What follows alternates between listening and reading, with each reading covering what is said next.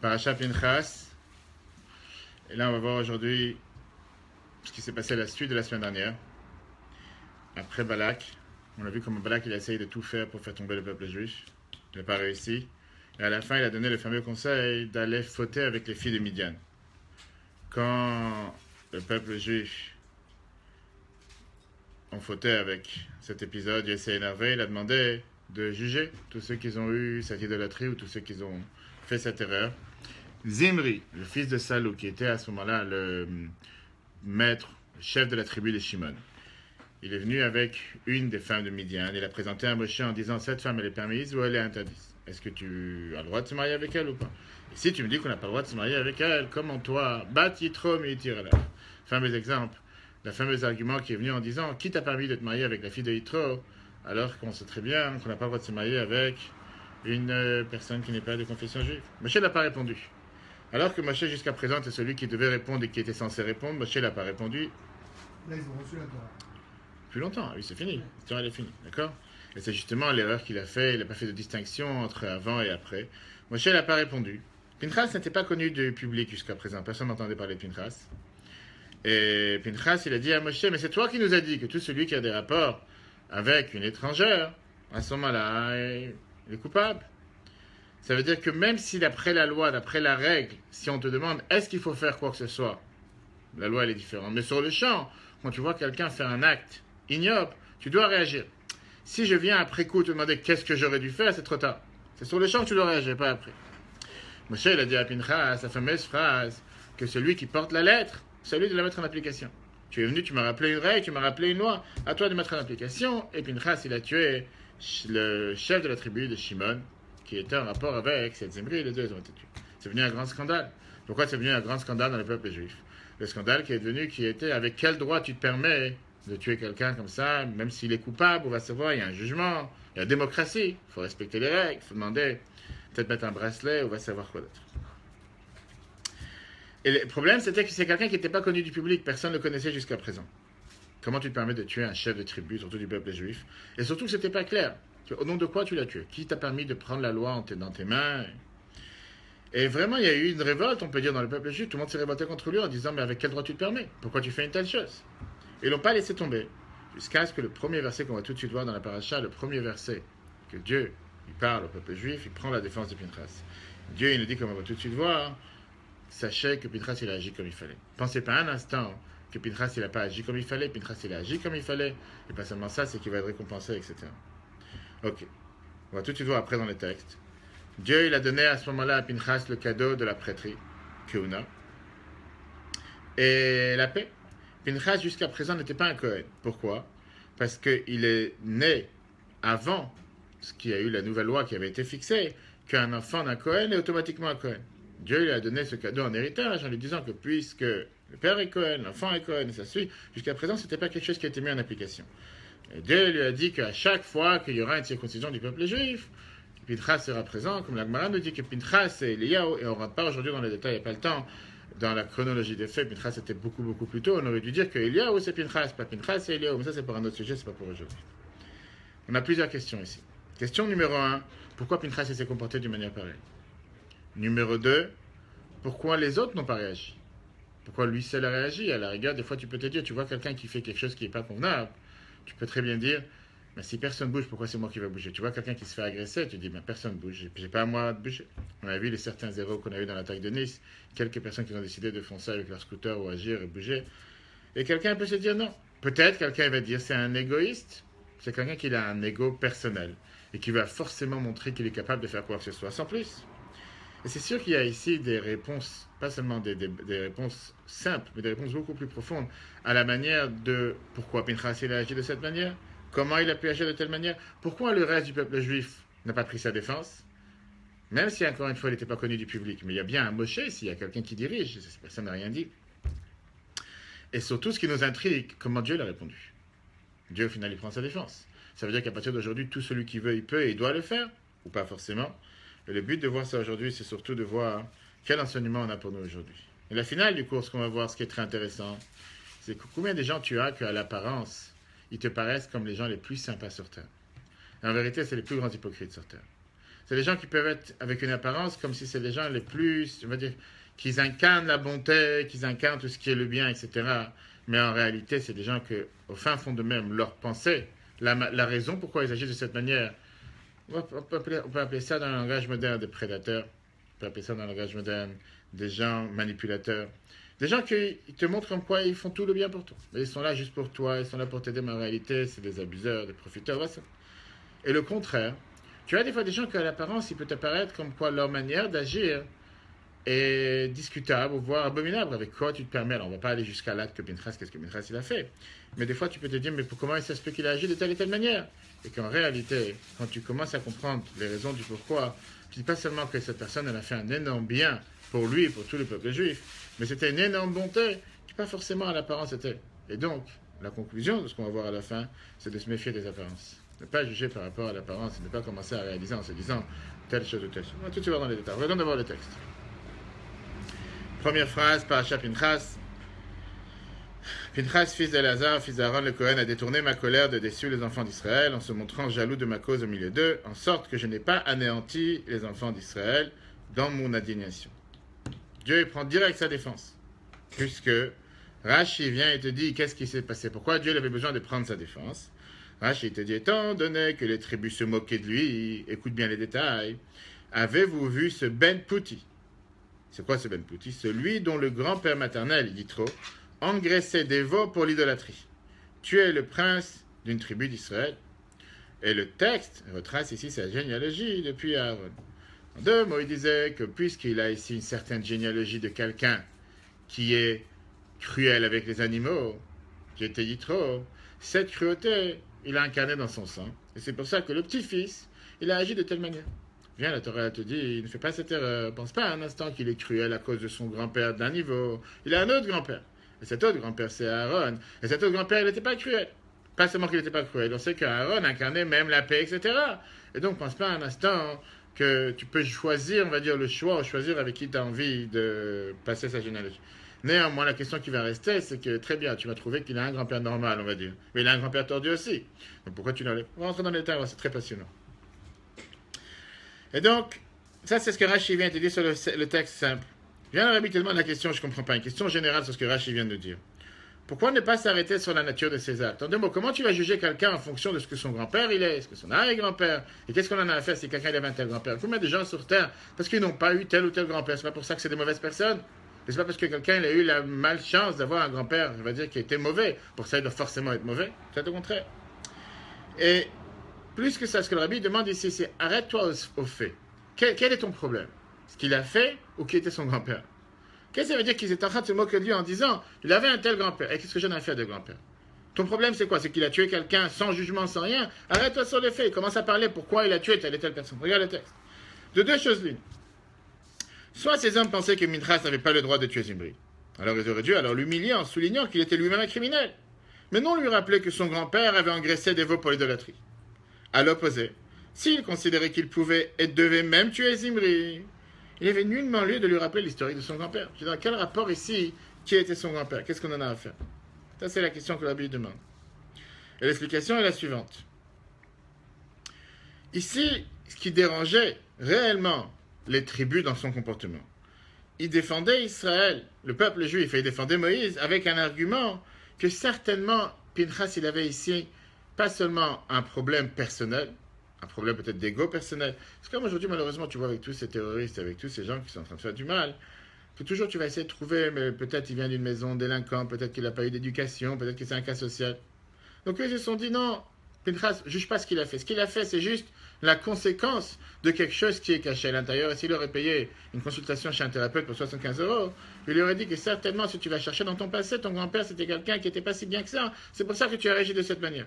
Eux, ils ont réagi de la même manière. Ça, c'était le peuple en général.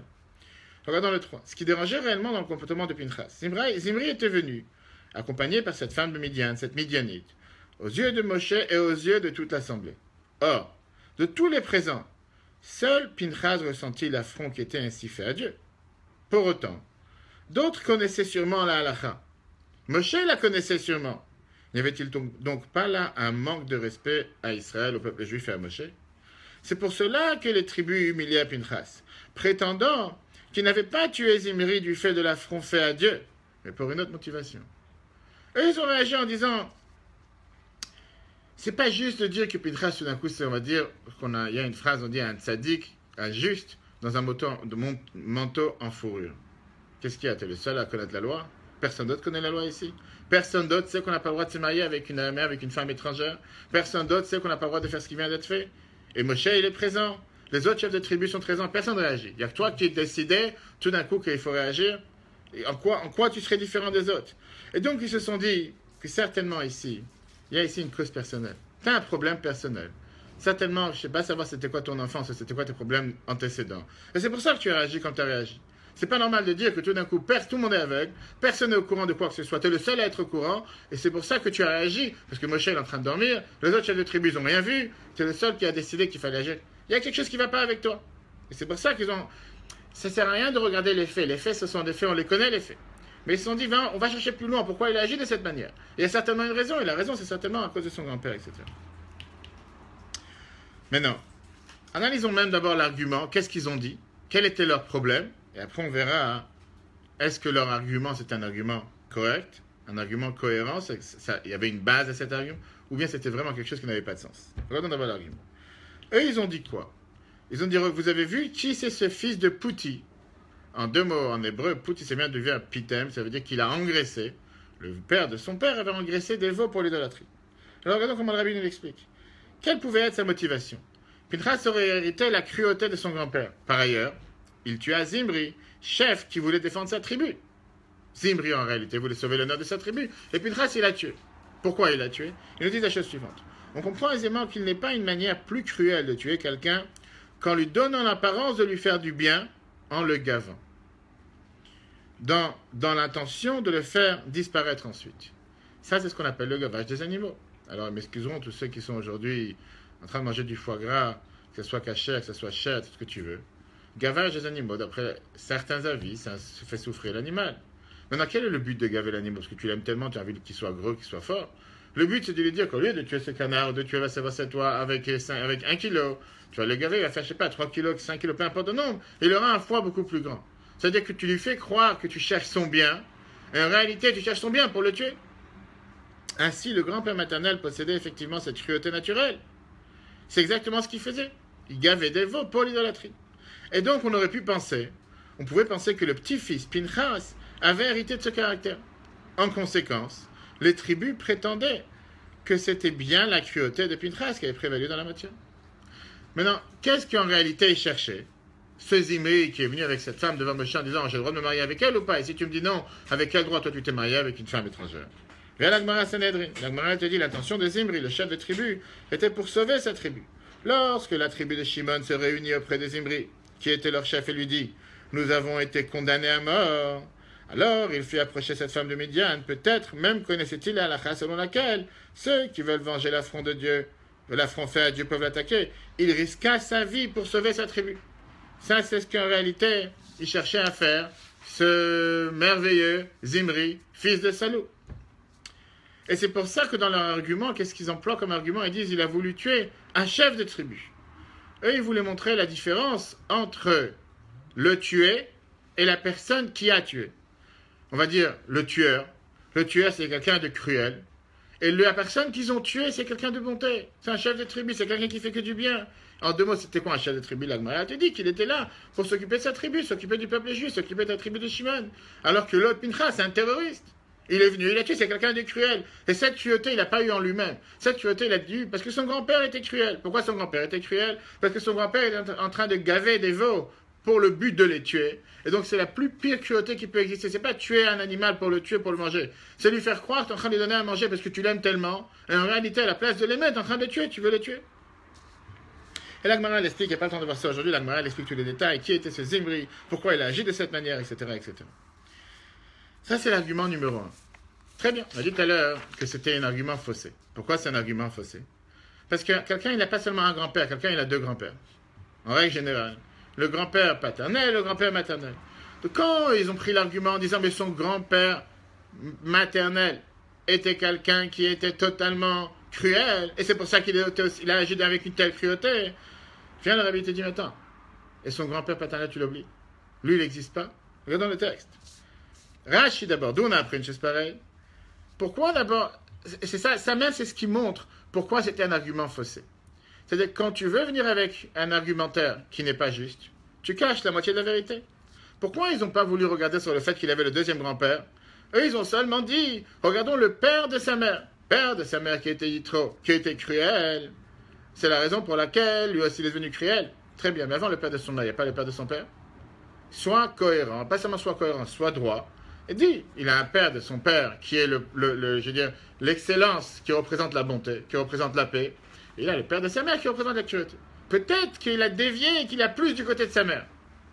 Mais tu ne peux pas totalement faire, je veux dire, exclure le fait qu'il a un grand-père paternel qui est totalement ce qui ressemble le symbole de la bonté, le symbole de la paix, et dire non, cet enfant a hérité seulement de son grand-père maternel, ça n'a pas de sens. À moins que tu veux être faussé et tu n'as pas envie de faire justement la lumière sur la vérité des faits. Tu ne veux pas juste dire c'était un délinquant, il est né délinquant, son père délinquant, sa mère délinquant, ses grands-parents délinquants et toute la famille délinquant. Il a une moitié de sa famille qui sont des gens pas seulement bien, c'était les meilleurs du peuple juif. Vous voyez, c'est comment Dieu l'a récompensé après. Donc, regardons ce que Rashi nous dit par rapport à l'Agmara. Rashi vient nous dire, il y a une règle générale, et c'est amené dans Rashi quand il y a eu la naissance justement des enfants des tribus, des 12 tribus. La Torah te dit, les fils sont rattachés à Léa et la fille à Yaakov. Cela t'apprend que si le mari s'aime en premier, l'enfant est une fille, si la femme, l'enfant est un garçon. On ne rentre pas maintenant dans les débats gynécologiques pour savoir comment fonctionne exactement, et comme aujourd'hui tu as tous ces types de régimes et tous ces types de modes d'emploi pour savoir si tu vas avoir un garçon, si tu vas avoir une fille. Mais bien la Torah te dit que le système, comment Dieu il a fait en sorte. Pourquoi? Puisque le verset vient et te dit que les enfants, les garçons dépendaient de Léa et les filles, la fille de la Torah te dit Dina, sa fille, la fille de Yaakov, alors que les garçons c'était les garçons de Léa. On sait qu'en général, les garçons prennent beaucoup plus dans leur caractère du côté de leur mère, et les filles prennent beaucoup plus dans leur caractère du côté de la père. Si tu compares toi et ta sœur, tu sauras que ta sœur, certainement, elle ressemble beaucoup plus à ton père. Il y a des exceptions, il y a toujours des exceptions à tout, mais en général, les garçons, ils tiennent beaucoup plus de leur mère, et il peut y avoir des exceptions. Très bien. Qu'est-ce que le rabbi explique sur ça? Les tribus prétendaient qu'il était normal que Pinchas ait hérité des caractères de son grand-père maternel. Pourquoi? Selon la règle, qu'en général, la règle précitait qu'un garçon est enclin à suivre sa mère plutôt que son père. Or, à sa mère elle-même s'appliquait le principe selon lequel elle était plus liée à son père qu'à sa mère. Quand tu refais la généalogie, Pinchas, qui est un garçon, est rattaché à qui? À sa mère.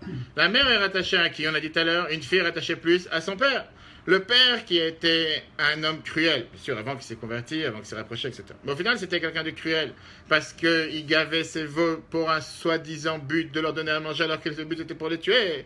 Lui, il a donné cet héritage à sa fille, qui est proche de son père. Cette fille a eu un garçon qui s'appelle Pinchas, qui est beaucoup plus proche de sa mère que de son père, qui était Elazar, et c'est la raison pour laquelle il a arrêté de cette cruauté. Donc c'est un lignage direct.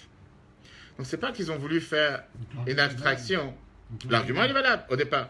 Eux, ils ont voulu soi-disant faire une abstraction en disant non, on connaît seulement le côté du père, le côté de la mère, pas le côté du père. En réalité, c'est pas juste. Ça, c'est ce qu'ils ont eu comme argument. Qu'est-ce que Dieu vient et répond? Et Dieu vient et te dit, vous avez fait une erreur. C'est la raison pourquoi Dieu, quand le premier verset qu'on a lu, Dieu vient et te dit, Pinchas, le fils d'Elazar, le fils d'Aaron. Sachez une chose, que comment Pinchas il a agi ici. Il n'a pas du tout agi parce qu'il a hérité des caractères et des manières de faire de son grand-père maternel Yitro. Mais c'est justement le grand-père paternel qui est un Rodef Shalom, qui est quelqu'un qui cherchait à faire la paix, qui faisait la paix avec tout le monde. C'est grâce à lui et c'est pour cette raison que Pinchas il agit de cette manière. Parce qu'il cherchait à faire la paix entre Dieu et le peuple juif. D'ailleurs, c'est pour ça que Rashi ici te dit pourquoi on enlève le mot à Cohen. Parce qu'on ne parle pas ici de la prêtrise, ça n'a rien à voir avec le Cohen, avec Aaron et qui que ce soit. Mais ça a à faire avec le caractère d'Aaron, qui était quelqu'un qui cherchait la paix. Ce caractère-là, c'est ce que Pinchas il a hérité, et c'est ça qui l'a poussé à agir de la manière comment il a agi. Moi, tu te dis pourquoi? Regarde Rashi.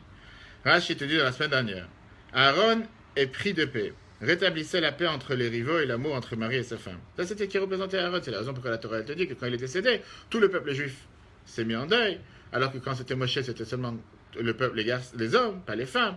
Alors que pour Aaron, c'était vraiment tout le peuple juif, parce que c'est quelqu'un qui cherchait à faire la paix entre les nations, etc. etc. Bien, le rabbi te dit, Dieu répondit à l'argument qui est apparemment un argument valable.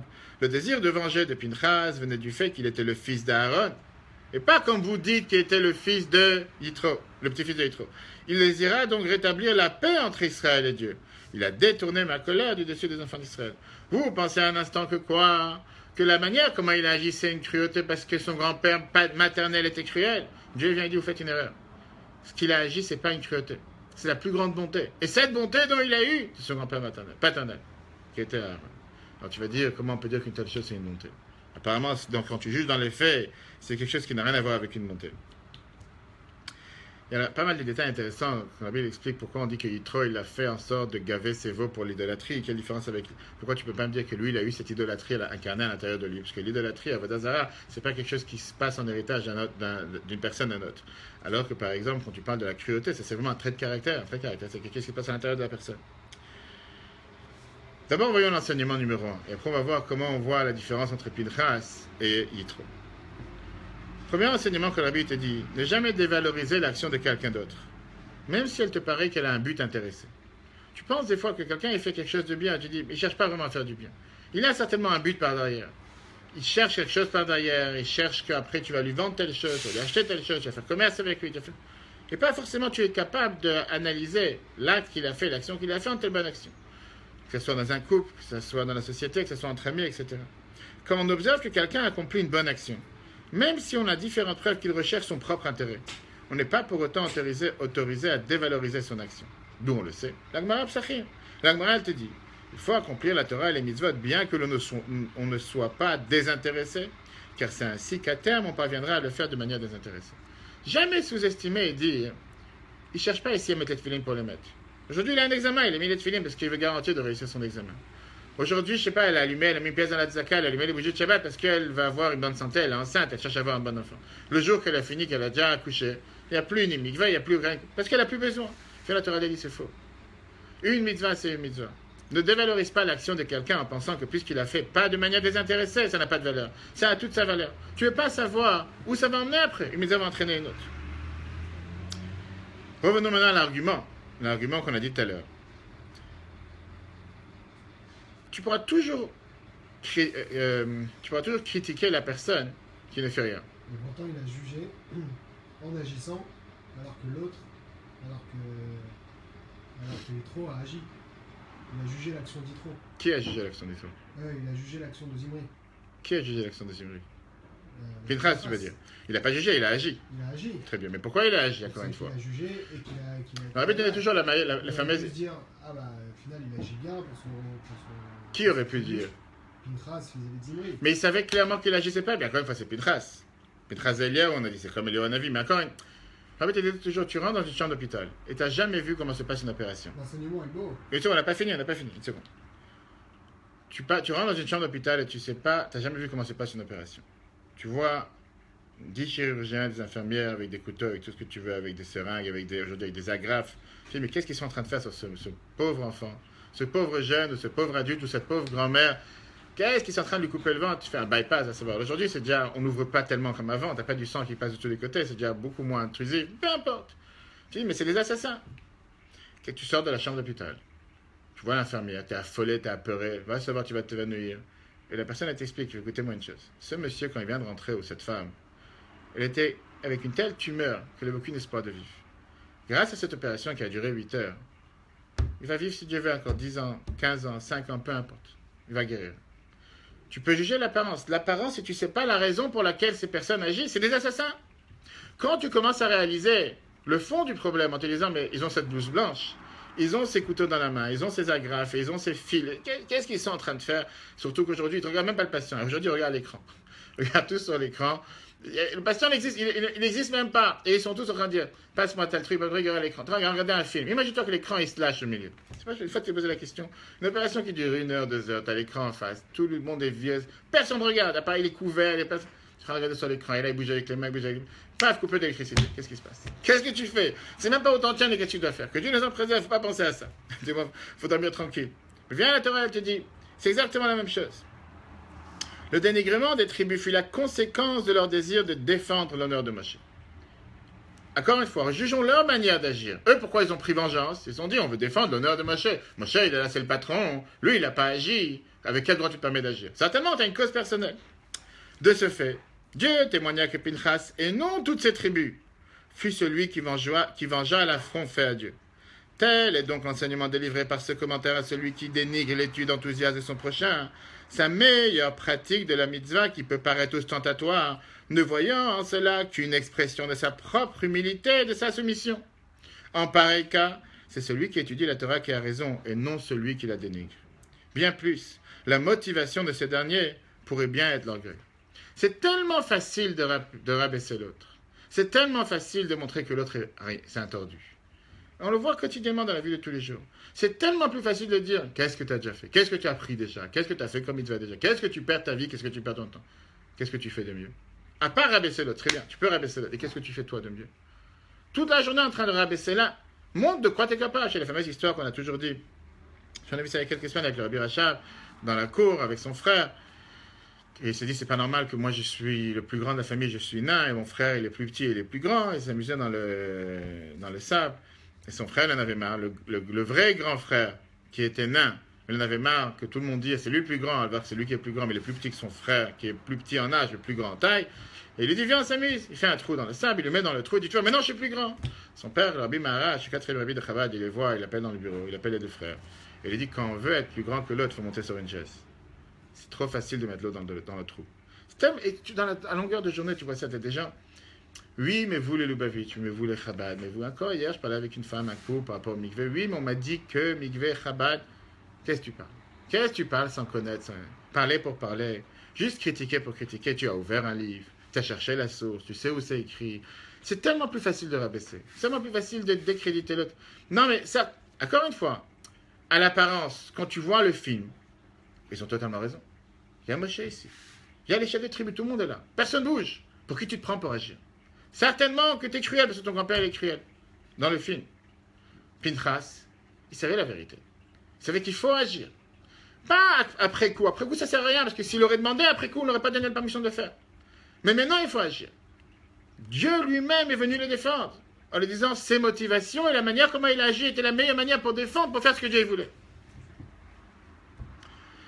Et donc, vient la Torah et te dit la chose suivante. Ça, c'est le deuxième enseignement. Mais il y a ici un enseignement complémentaire.